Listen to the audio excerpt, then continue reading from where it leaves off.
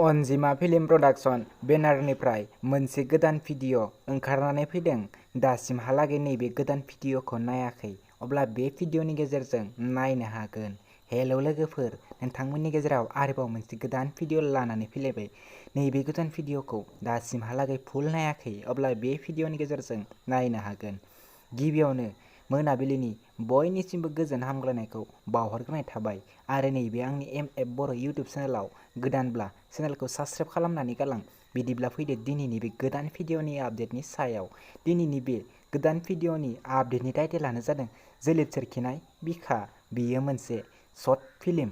लोगोफोर दासिमबो फुल नायाखै अब्ला बे भिडिअनि जोबनायाव नायनानै लानो हागोन। बे भिडिअनि आर्टिस्टफोरानो जादों दिहिम्बर, जुनाली, बिलिफां, फुलुं। बिथांमोना नैबे भिडिअखौ अलरेडि फुल आपल'ड खालामबाय। दासिमहालागै नायाखै अब्ला बिथांमोननि इउटुब चेनेलाव थांनानै नैबे गोदान भिडिअखौ नायहैनो हागोन। आरो नैबे भिडिअनि स्ट'रि, स्क्रिप्ट, डिरेक्सन, केमेरा, एडिटिंआनो जादों मोगथां बसुमतारी। नैबे भिडिअआ जोबोरैनो मोजां जादों।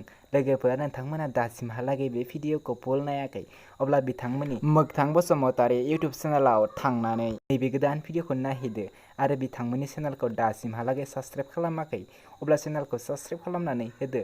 बिथांमोना बेफोरबायदि गोदान गोदान भिडिअ लानानै फैबाय थायो। भिडिअखौ मोजां मोनोब्ला लाइक, शेयार, कमेन्ट खालामनानै होदो।